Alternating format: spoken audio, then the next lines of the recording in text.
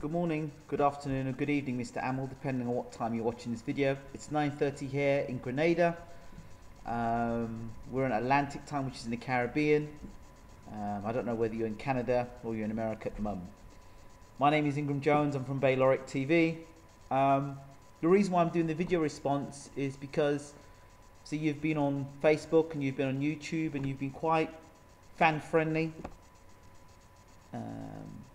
So I thought, well, instead of just writing to you, I'd do a video response, and try and communicate with you that way.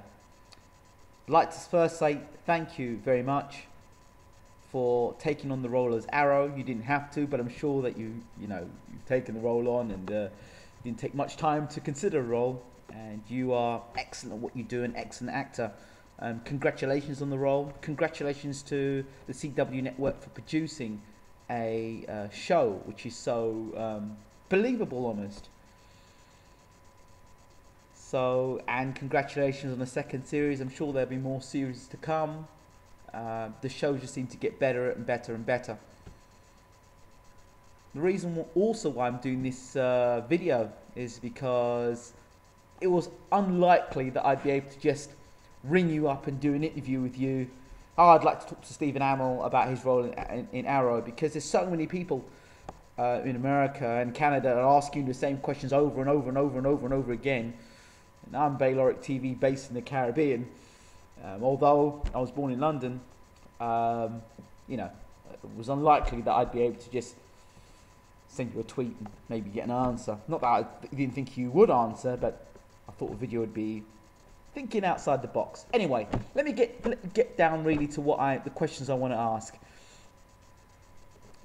Since Christopher Reeve, that fantastic actor Christopher Reeve, who played in Superman, we lost Christopher way too soon. As an actor and as Superman, he has been, the #1 superhero that everyone looks towards. And as you can see, I'm wearing the Superman top, if you didn't really notice. And we've had Christian Bale, Michael Keaton playing Batman. Obviously, Christian Bale has done a lot for the character, has moved it on since the days of Adam West, the dark character, same with Michael Keaton. So they've got to be given a lot of credit for that. Tim Burton and also Christopher Nolan have done an excellent job in terms of taking the Dark Knight into the character where he really is. And now with Arrow, a very dark character. First and foremost, do you see yourself, or do you see Arrow becoming a movie,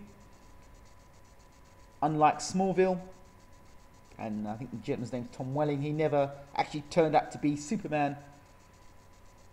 Do you see yourself being a big screen movie star with Arrow, like the way the Dark Knight has been? I don't see no reason why it couldn't happen, but what do you think of that? Recently we've had the movie The Avengers, with all the Marvel comic book heroes, the Iron Man and Hulk and Captain America. We've had those characters. Could you see yourself in a DC Justice League movie, which is constantly talked about but never happened? Could you see yourself being Green Arrow or the Arrow for that? And if so, do you know if there are any negotiations about that at the moment? I thought the Avengers movie was pretty good, to have all those superheroes all in one room. How would that affect you, being in the room with all these other superheroes, as a Batman and a Superman being in the same room as Arrow? How's that going to make you feel as a character? You've made your own name in Arrow, but to now go on and do this among other great superheroes. I'm not saying you're not a great superhero, because you're doing a great job. How's that going to work out? And if you weren't cast as Arrow, how would you feel somebody else doing the role after all your hard work and slogging in the gym and putting all that hard work in, to have somebody else get the credit for Arrow? I think this will be I've got two more questions to ask. Hollywood is known for its, well, around the world, beautiful women, but you know, it's known for its reputation for having loads of women and men getting caught on all sorts, having affairs and stuff. You've recently been married, so congratulations to that. What was it that made you marry the woman that you've married now? Albeit now the situation at your Arrow, and having all the attention you're getting now from all the different women.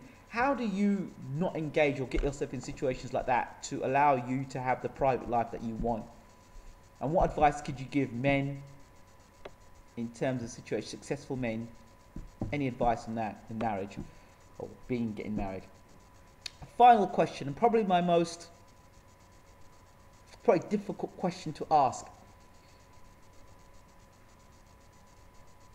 Throughout history, or movie history at least, there have been very few black or Asian or non-white, non-Caucasian superheroes that have made it successful in the cinemas.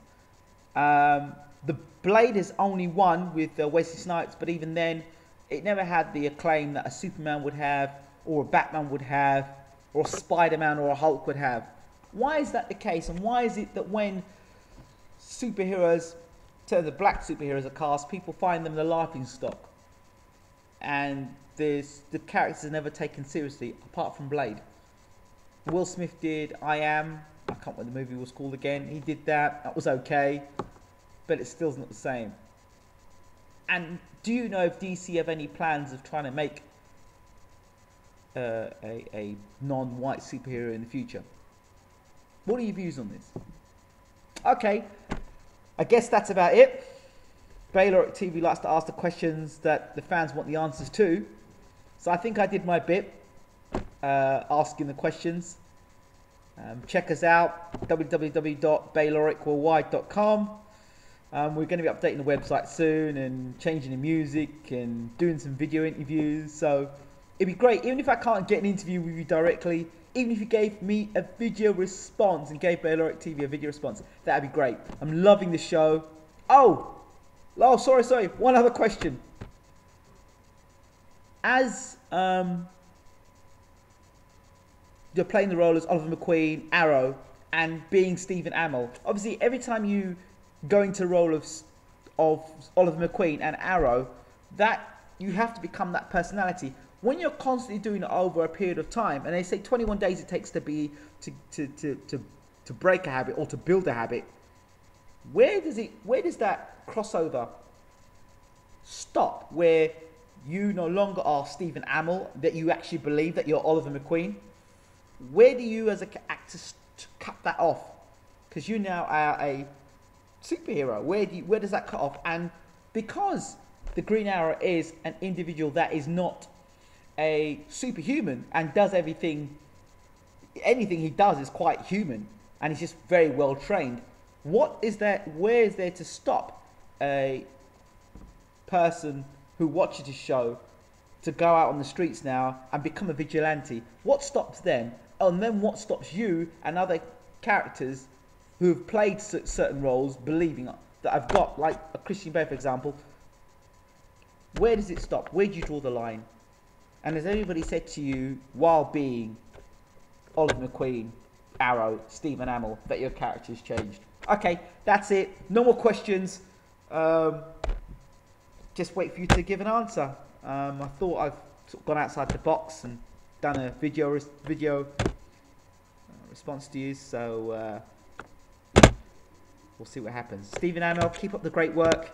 CW and the network, keep up Arrow, and look forward to seeing crossovers. And you know what? The greatest crossover there could be is Green Arrow and The Dark Knight. I wonder if Christian Bale would be interested. Okay, I'm out.